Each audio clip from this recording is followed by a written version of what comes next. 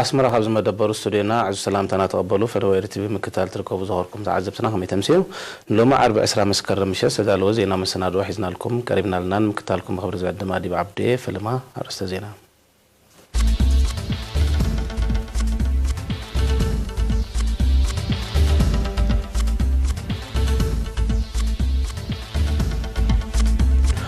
أب إرسرا قطر حرامز بالعلا 10 تعزفي كم زوسخة حبيرو منستر تمرتي قام تمرتاو نتفتات زوباتاتا كايدو اب زوبادو غدات لمدتات المقادات مع سراح كم تعمه تقمقمو ايران اب كبابوش مت عرب وتادراو لمد اكايدا سمين كوريا بريزيدنت ترامب اب قداي حوس دسيت كوريا خوتو لهم خانو زغلصو حدش نايزه تميلا موكسام امريكان تشاينا ناي تحت وسم مزنقدي زربا كايدان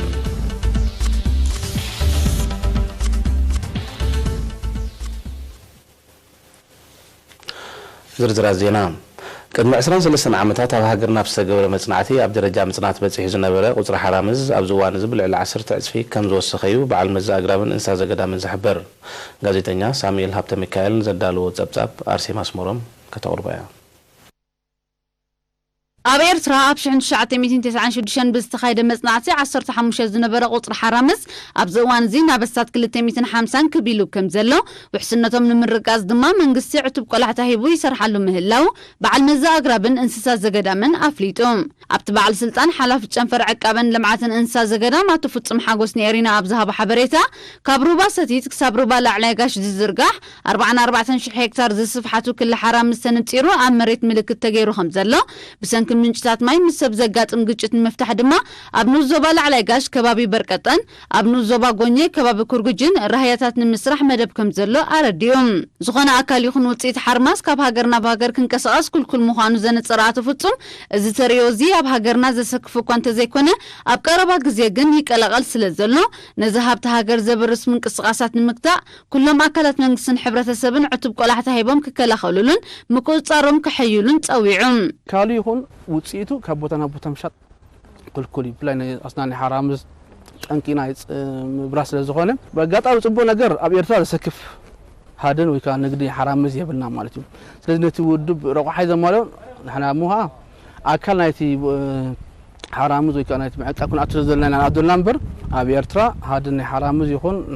ንግዲ ናይ ኣስናን ሓርማዝ የሎን ማለት ግን لكن بتشغل الرأي على كل تسلسته أصلا حرام زمت أسور سبات هالومو كي سعر إنتان نوصل كبسب فلك عم حلرتي نزي بعت بريوم زخون السب زخون قطامي سن حرام سيترخبه عم نقول أكل كأرويد زخاخر بزيا إذا خمسين كله إيرترا أما ودتنا إذا حلف ورحنا حسن بالعسرة أبل ودب تبقى مكل غال حرام زافريكا كم زخون تسحبرات فتم وقعوي من فررام بقرب وانا واشتهاجر كجبر مخانو أفليتهم መንግስቲ ዞም በተፋለይ ጸቅጢ ናይ ኩናት ናይ ደርቂ ጠፊዮም ጸንሑ እንሳ ዘገዳምና ናብ ንቡር ንኽመልሶም ሓያል ጻዕሪ ሓያል ተበክሶ ወሲዱ ስለዘሎ ስለዚ ካብ ዋና እንሳ ዘገዳም ሃገርና እንዳ ተማሓሽ ኸይዳሎ ማለት እዩ ስለዚ በዚ ነሪኦ ዘለና ተገዳስነትን ወይ ካ ተበክሶን ካ ኣብ ኣካል ናይቲ ማሕበር ክናቱ ኮይኑ ማለት እዩ እንታይ ረብሓ ኣለና ዝብል ግን እዞም ሓራም ኣፍሪቃ እዚኣቶም ቅርሲ ሃገር ቅርሲ ናይ ዛሃጉር እዮም ማለት እዩ ስለዚህ حبار كونكا تري سريح كم حدا هاجر بين طرح غيرو زد محلو مقديل لماسير ስለዚህ ኣብዚ ሰለታ ዓቂቦም ጽባሕን ጎብታ ሓዳ ሃገሩን ካቀው ስለዘይክል ስለዚህ እቲ ሓላፍነት ንምሽካም ተባሂሉ ዝተወሰደዩ እቲ ውድብ ነቶም ብሰንኪ ዘይሕጋዊ ሃድንን ንግድን ግጭታትን ካልእ ተጻባኦታትን ሓደጋ ምጽናት አንጸላሊዎም ዘሎ ሓራምስ ብሓባር ንምክልኻልን ቀጻልነቶም ንምሓስን ዝዓለመ እዩ እቲ ውድብ ከም ዝንፈልጦ ሓራምስ ናይ ኣፍሪቃ ካብ እዋን እንዳጎደሉ እንዳጠፍዮም ዝወደሉ ማለት እዩ ናይ ሓደጋ ምጽናት አንጸላሊዎም ዘሎ ብቀዳማይ ደረጃ ምስርዑ بتاريخ كاب ميديترانيان سكاب كيب تاون كم زنبور يمثل حرمز أبزو عن زيادن إيرترا زلا على أرضي ويكاد سمينا وشاف نحرام أفريقيا الله ماتي بحال زارباس كاب إيرترا نلعلي حرام أفريقيا يلون سلذي نزيهم نمكل خال بزحت وعلات أتأتي مالتيه ሳይትስ ኣሎ ማለት ሳይትስ ማለት ናይ ዘይሕጋዊ ሃድን ወይ ካ ዘይሕጋዊ ንግዲ እንስሳ ዘገዳም እዩ ከምኡ ኢሉ ካልኦት ናይ ኣፍሪካ ሓራምዝ ኣባላት ዝበሃል ኤሲ ኣፍሪካን ኤሌፋንት ኮሊዥን እዚ ሳልሳይ ማለት ሕጂ ተበገሰ እቲ ተገበረ ጻዕሪ መበገሲ ማለት መግቲ ተገበረን ስቲል ሓራምዝ ኣፍሪካ ምናቱ ኣብ ዝሓለፈ ሓፂር ዋና ብናይ 5-6 ዓመት ኣስታት 100 ሓራምዝ ጎዲሎም ኣሎ ማለት ስለዚ ከም ዝሕር ቀጽሉ ኣብ ቀረባ ግዜ ሓራምዝ ኣፍሪካ ከይጸንቱ ስጋ ስለ ዘሎ ሓደ ተበግሶ ክውሰድ ኣለዎ ተባሂሉ ተበገሰ ስጉምቲ ወይ ካ ተበግሶ ማለት እዩ እቲ በኢትዮጵያ ቦትስዋና ጫድ ጋቦንን ታንዛኒያን ኣብ 2014 ዝተመስረተ ውድብ ተበግሶ ምክልኻል ሓራምዝ ኣፍሪካ ሓራምዝ ንዘለውን 37 ሃገራት ኣፍሪካ ይጥርንፍ ሚኒስትሪ ትምህርቲ ገምጋም ትምህርታዊ ንጥፈታት ጨናፍር ትምህርቲ ኣብ ዞባታት ብ1920 መስከረም ኣብ ኣስመራ ካይዶ ነቲ ገምጋማዊ ኣኼባ ዝተኸታተለት ጋዜጠኛ ዳናይት ገብረ ህይወት ተወሳኺ ጸብጸባ ኣለዋ ወኪል ሚኒስተር ትምህርቲ አቶ ጴጥሮስ ኃይለማርያም ኣብ ዘስምዖ መኽፈቲ ቃል ገምጋም ኣብ ዝካየደሉ ብቕዓት ትምህርቲ ንምርግጋጽ ኣብ ዝካየድ ዘሎ ሓያል ስራሕ ካብቶም ዝተጨበጡ ዓወታት ዝያዳ ኣብቶም ድኹማት ጎድንታት ኣተኩሮ ብምግባር መፍትሒ ዝኸውን ሓሳባት ክቐርብ ከም ዝግባእ ዘኻኺሩ ኣብቲ ገምጋም ብጨናፍር ትምህርቲ ኣብ 6 ዞባታት ቤት ትምህርቲ ዋርሳ ይከኣሎን ኣብያተ ትምህርቲ ማእከል ሞያዊ ስልጠናታት ሳዋን ዝቐረበ ጸብጻባት ንጥፈታት ምጅማር ትምህርትን ምዕዳል ናውትን ውጽኢት ተማሃሮ ኣብ ሃገራዊ መልቀቂ ፈተና 8ይ ክፍልን ካልኣይ ደረጃን ተሳታፍነት ደቂ ኣንስትዮ ኣብ ትምህርቲ ብሓፈሻ ኩነታት ኣሕደርቲ ኣብያተ ትምህርቲ መደብ ክረምታዊ ወፍሪ ተማሃሮ ጽገና ዘድልየን ኣብያተ ትምህርቲ ስልጠናታት ኩነታት ቀረብ መጻሕፍቲ ገስጋስ መደባት ምጥፋእ መሃይምነት ኩነታት መምህራን ንጥፈታት ባህልን ስፖርትን ካልእን ዝድህስሱ ነይሩ ኣብ ዝበዝሓ ዞባታት ምትዕርራይ ዘድልየን ብርክት ዝበለ ኣብያተ ትምህርቲ ከም ዘለዋ ዘይምጥርናፍ ዓድታት ካብ ቀንዲ ጸገማት ተሳታፍነት ብሓፈሻ ናይ ደቂ ኣንስትዮ ድማ ብፍላይ ከም ዝኾነ ዘነጸረት ጸብጻባት ቀረብ ዋሕዲ መጻሕፍቲ ክወሓስ ኩነታት ኣሕደርቲ ኣብያተ ትምህርቲ ድማ ብግቡእ ክጽናዕ ዝብል ርእቶታት ቀሪቡ ንቤት ትምህርቲ ዋርሳ ይከኣሎን ማእከል ሞያዊ ስልጠናታትን ዝምልከት ጸብጻባት ድማ ናውቲ ትምህርቲ ኣብ ግዜኡ ስለ እተዓደለ ኣብ ምጅማር ትምህርቲ ሓጋዚ ከም ዝነበረ ዝምባለ ተማሃሮ ዝያዳ ኣብ ማሕበራዊ ስነ ፍልጠት ስለ ዘሎ ክስራሓሉ ኣማሞስ ምደባ ሓደስቲ መምሃራንን ሱፐርቫይዘራትን ቅልጡፍ ፍታሕ ክናደየሉ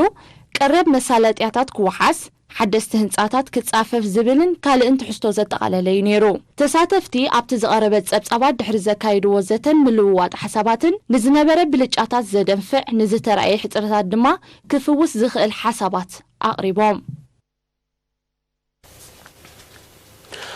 ኣብ ዞባ ደቡብ ምስ ምርጋጽ መሰላት ኮልዑ ዝተኣሳሰሩ ጎዳእቲ ልምድታት ንምውጋድን ከም ዝመርሖ ሓበራዊ ጽሬትን ክንክን ጥዕናን ምትእታውን ዝነጥፋ ኮሚቴታት ልዕሊ 160,000 ህዝቢ ዝተሳተፎ ጎስጓስ ከም ዝካየዳ ኣብ መንደፈር ኣብ ዝተኻየደ ኣኼባ ተገሊጹ ኣብቲ ብ18-19 መስከረም ዝተኻየደን ካብ 12 ንኡስ ዞባታት ዝተወከሉ ልዕሊ 100 ኣባላተን ኮሚቴታት ኣማሓደርቲ ንኡስ ዞባታትን ሓለፍቲ ክፍልታት ምሕዳር ዞባ ደቡብን ዝተረኽቡሉን ኣኼባ ገምጋም ዝስላሰለ ዕማም ቀሪቡ ዘተተኻይድሉን ኣብቲ ገምጋም ክሳብ ብደረጃ ዓደ ዝተዘርግሐ መሓውርተን ኮሚቴታት ኣብ ዝሓለፈት 9 ወርሕ ካብ ምስራጽ ንቕሓት ክሳብ ትግባር ዝኸይድ ውፅኢታዊ ስራሕ ከም ዝዓመማ በሪሆም ዋና ዳይሬክተር ክፍል ማሕበራዊ ኣገልግሎት ዞባ ደቡብ ኣቶ ቃል ኣብተስፋስላሴ ብዘስምዖ ቃል ኮሚቴ ምርጋጽ መሰላት ኮልዑን ንቕሓት ህዝቢ ኣብ ጎዳእቲ ልምድታት ብሓፈሻ ክሽቦን መርዓትሕቲ ዕድመ ድማ ብፍላይ ንልዕሊ 83,000 ህዝቢ ኮሚቴ ከም ዝመርሖ ሓበራዊ ጽሬት ድማ ንልዕሊ 80,000 ህዝቢ ጎስጓሳት ከም ዘካየዳ ገሊጾም እተን ብዘይ ባጀት ክነጥፋ ጽናሓ ኮሚቴታት ብዘካየዶ ጻዕሪ ኣብ ምትእታው ዓይኒ ምድሪ ዘተባብዕ ገስጋስ ተመዝጊቡ ከም ዘሎ ዝሓበረ ሓላፊ ሚኒስትሪ ጥዕና ዞባ ደቡብ ዶክተር ኣማኑኤል ምሕረታብ ኣብ ኮልዑ ዝካየድ ከም ምኽላእ ዓንቀር ዝኣመሰለ ጎዳእቲ ልምድታት ክሳብ ሞት ዘስዕብ ጥዕናዊ ጸገማት ይኽትል ስለ ዘሎ ህዝቢ ከወግዶ ተላብዩ ተሳተፍቲ ብዘካየዶ ዘተ ሕፅረት ባጀትን መሳለጥያን ክፍታሕ ንመስርሕ ዓይኒ ምድሪ ዘገልግል ናውቲ ህንፃ ብርትዕ ዋጋ ክቕረብ ኣብ ከተማታትን ሓውሳ ከተማታትን ድማ ህዝባዊ ዓይኒ ምድሪ ክስራሕ ዝብል ርእቶታት ኣቕሪቦም ጸሓፊ ትግደፍ ኣብቲ ዞባ ወይዘሮ ኣመተ ንጉሰብ ዘስምዐቶ መዕፀው ቃል ንነዊሕ ዓመታት ክዝውተር ዝጸንሐ ልምዲ ኣብ ሓፂር ግዜ ክትወግዶ ናብ ንቕሓት ዝሰጋግር ሓያል ጻዕሪ ከም ዝሓትት ብምጥቃስ ነቲ ዕማም ተመዚዘን ዘለዋ ኮሚቴታት ብልጫታተን ብምዕቃብን ድኽመታተን ብምፍዋስን ጻዕረን ክቕጽላ ኣዘኻኺራ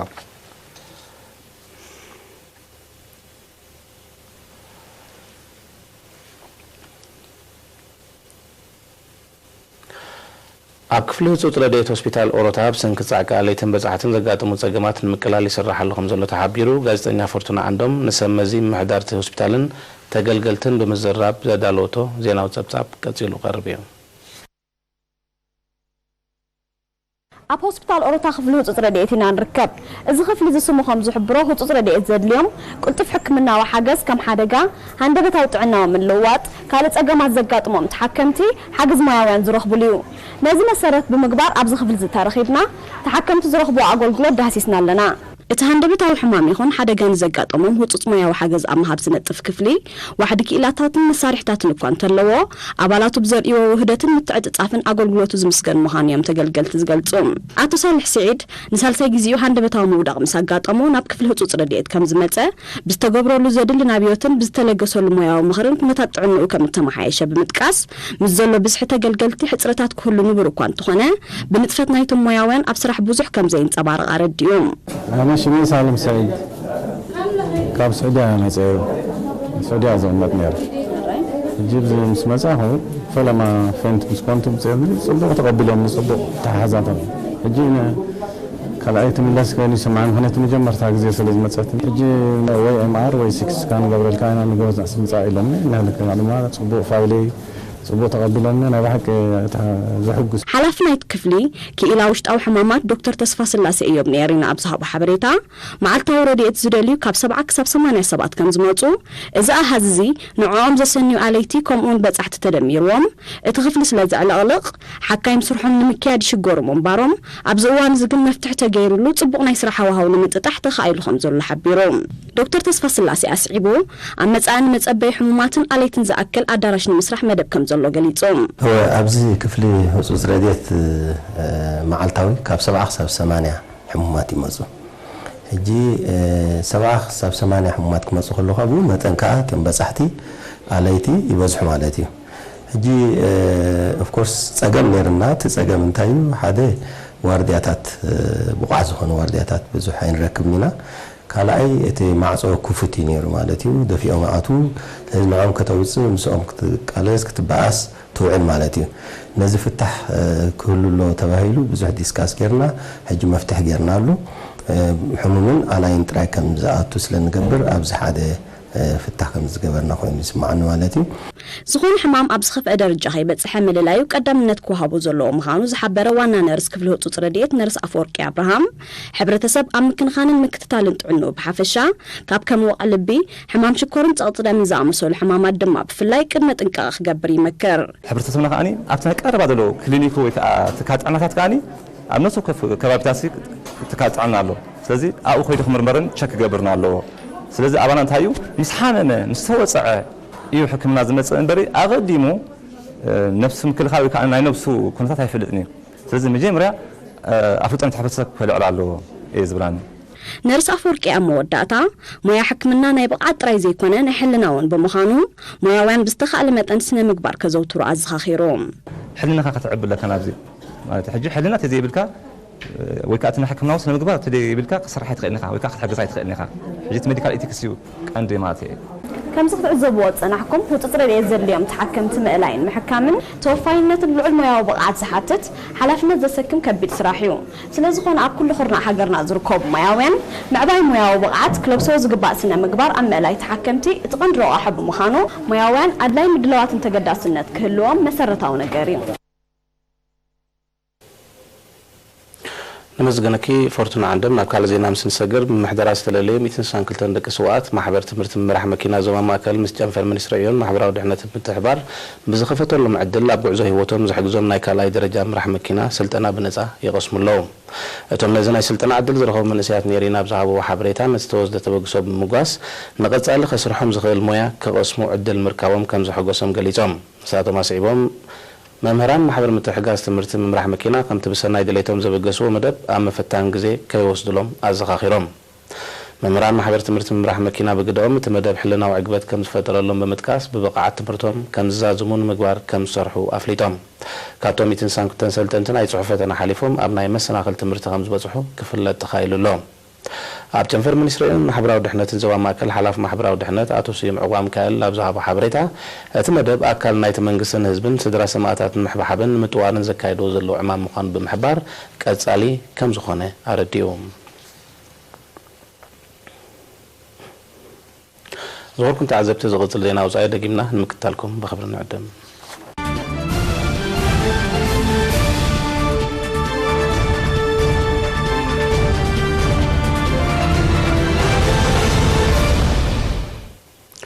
ዜና ውጻኢ ጸጥታው ዘመረጋዎች መጣዓረብ እናኸረብ ዝመጸሉ ዘለዋን ኢራን ሎም 20 መስከረም ኣብቲ ከባቢ ወታደራዊ ልምድ አካይዳ ዓላማት ልምድ ወታደራዊ ዓቕሚ ኢራን ምድንፋዕን ጸጥታት ማያው አካል ሙሓስን ምዃኑ ኣዘስቲ ሰራዊት ሃገር ገሊጾም ኢራን ኣብቲ ከባቢ ንዝግበር ወታደራዊ ምንቅስቓሳት መልሰ ግብሪ ክትበሉ ምዃና ከተጠንቀቕ መጽናሓ ይፍለጥ ጸጥታዎች መጣዓረብ ንሙሓስ ብዝብል ዕላማ ኣብቲ ከባቢ ኣህጉራዊ ልፍንታ ወታደራዊ ሓይሊ ክቐውም ተመዲቡ ከም ዘሎ ዝፍለጥ ኮይኑ ኣንጻራ ዝቐንዐ ምዃኑ እትወቅስ ኢራን ክመጽእ ንዝኽእል ተጻብኦ ወታደራዊ ሓይላ ክትደልድል እዋኑ ምዃኑ ክትሕብር ጸኒሓ እያ ኢራን ኣብ ክልል ኣየር ምዕራብ ሃርሙዝ ትዝንብን ዝነበረት ሰብ ኣልቦ ነፋሪት ኣሜሪካ ወቂዓ ድሕሪ ሙዳቓ ኣሜሪካ ኣብቲ ከባቢ ትገብሮ ጸጥታውን ወታደራዊ ምንቅስቓሳት ከም ዝወሰኸትሉ በዚ ድማ መንጎ ክልቲአን ሃገራት ጸንሐ ዲፕሎማስያዊ ምፍሕፋሕ ከምኡውን ጸጥታዊ ወጥሪ ወሽመጥ ዓረብ መሊሱ ከም ዝኸረረ ጸብጻባት ይሕብሮም ብሰንኪ እቲ ጸጥታዊ ወጥሪ በቲ ማያዊ ኣካል ዝግበር ንግዳዊ ንጥፈታት ኣብ ሓደጋ ክወድቕ ይረአ ከም ዘሎ ናይ ቀረባ ተዓዘብቲ ይገልጹ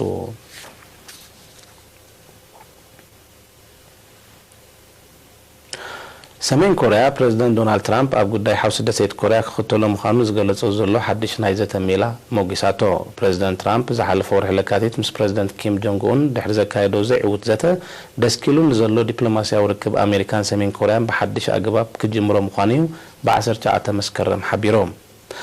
ለባም ፖለቲካዊ ውሳኔ ክትብል ዝመጎሰቶ ሰሜን ኮርያ ተመሳሳሊ ተበግሶ ከም እትወስድ ብ20 መስከረም ኣፍሊጣ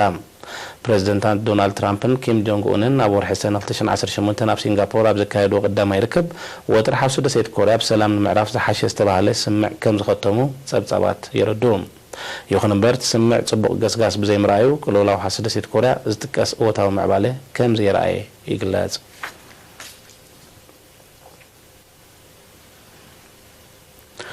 ኣሜሪካን ቻይናን ብ19 መስከረም ናይ ታሕተወት ሰመዝ ንግዲ ዝርርብ ኣካይደን ኣብቲ ኣብ ከተማ ዋሽንግተን ዝተኻየደ ዘተ ዝተበጽሐ ስምዕ እኳ እንተዘየለ ዝመጽእ ወርሒ ጥቅምቲ ክካየድ ተወጢኑ ዘሎ ናይ ላዕለዎት ሰመዝ ርክብ ባይታ ከጣጥሕ ከም ዝኽእል ግና ትጽቢት ይግበር ንግዳዊ ርክብ ኣሜሪካን ቻይናን ዝሓለፈ 3 ወርሒ ተዋሪጹ ከም ጸንሐ ጸብጻባት ይጠቕሱ እተን ሃገራት ኣቐዲመን ኣብ ሓደሕደን ዝወሰንኦን መመሊሱ ዝውስኽን ቀረፅ እታው ኣብ መጀመርያ ናይ ዝወርሒ እዚ መሊሱ ከም ዝዛይደ ከም ሳዕብን ድማ መንጎአን ዝጸንሐ ንግዳዊ ዘይምቅዳው እናገደደ ከም ዝመጸ ይግለጽ እቲ ንግዳዊ ዘይምቅዳው ኣብ ቁጠባ ክልቲአን ሃገራት ጥራይ ዘይኮነ ብደረጃ ዓለም እውን ኣሉታዊ ቁጠባዊ ሳዕቢናት ከም ዘስዓበ ክኢላታት ዓውዲ ይሕብሮ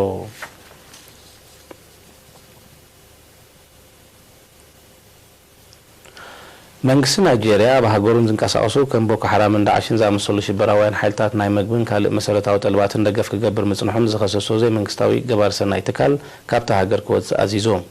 መሰረት ማዕከናት ዜና ናይጄሪያ ሰራዊት ናይጄሪያ ነቲ ብስም ግብረ ሰናይ ኣብ ከተማ ማይዱጉሪ ናይ ክፍለ ሃገር ቦርኖ ቤት ጽሕፈት ከፊቱ ዝንቀሳቐስ ዝነበረ ትካል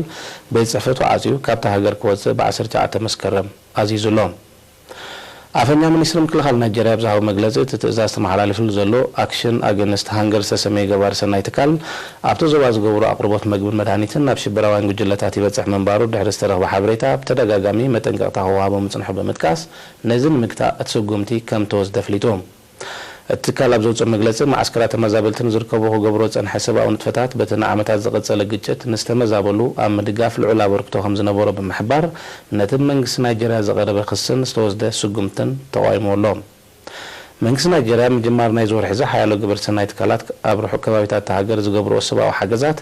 ኣብ ኢድ ሽበራውያን ይወድቕ ከም ዘሎ ብምግላጽ ምንቅስቓሳትን ብመንገዱ ጥራይ ክገብርኦ እዩ ትእዛዝ ከም ዘመሓላለፈ ዝዝከር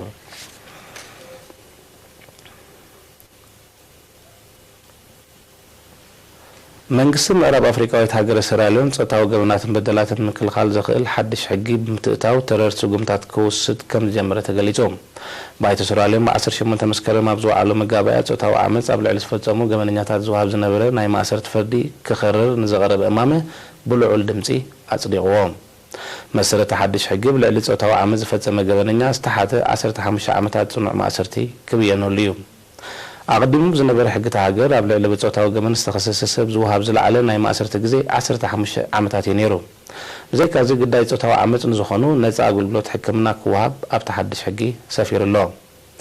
ባይቶ ሰራሊዮን ነዚ ስጉምቲ ዝወስድ ዘሎ ጾታዊ ገመናት ዝለዓለ ስጋኣት ዜጋታት ሃገር ብሓፈሻ ናይ ደቂ ኣንስትዮ ድማ ብፍላይ ኮይኑ ምህላው ኣብ ዝግለጸሉ ዘሎ እዋን እዩ ሓይልታት ጸጥታ ሰራሊዮን ቁፅሪ ኣብቲ ሃገር ዝፈጸመ ጾታዊ ገመናትን ኣድልዎን ብልዕሊ ዕፅፊ ከም ዝዛይደ ዘነፅር መግለፂ ድሕሪ ምውፅኦም ፕሬዝደንት ሃገር ጁልየስ ማዓዳ ማዶቢዮ ኣንጻሩ ዘቐንዐ ተሪር ስጉምትን ሙሳድ ዘኽእል ህፁፅ ናይ ሓደጋ ኣዋጅ ከም ዘውፅእ ይዝከር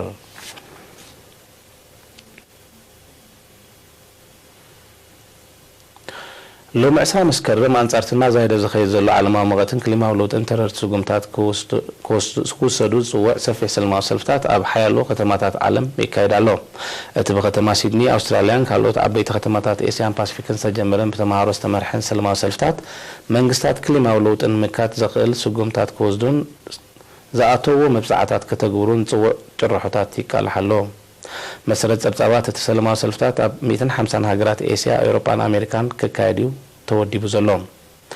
اتمن قد بحمراء مراقبيات تودي بسلموا سلفتات قبل المنغستات هاجرات معراب صقطي سفتر مخاني زغلاص بتنا زايده زمص زلو حزباو صاويتن سلموا سلفتاتن بوليس مكات كليماو لوطي بوليتيكاو اقاوم حيالو هاجرات بقدامነት كابستكوسو رقاحيتات كوينهم زلو يحبر زمت أسران سلسلة مسكرم وعلى مكات كلمة ولوتي حبرات هاجرات كتماني ورك أبزر كب ما كلا بيت عفت تودب ككايديو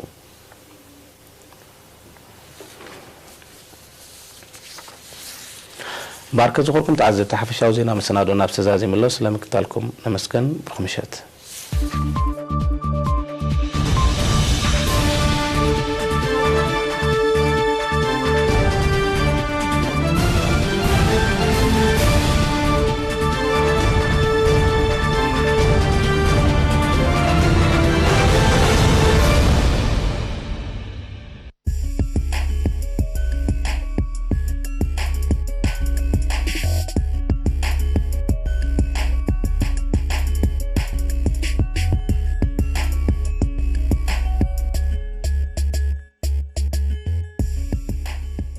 سلام كبرات عزبتنا كم يصنحكم علتاو زينا سبورت حزلكم قريبه زلخو ناتنيل زي ميكيلم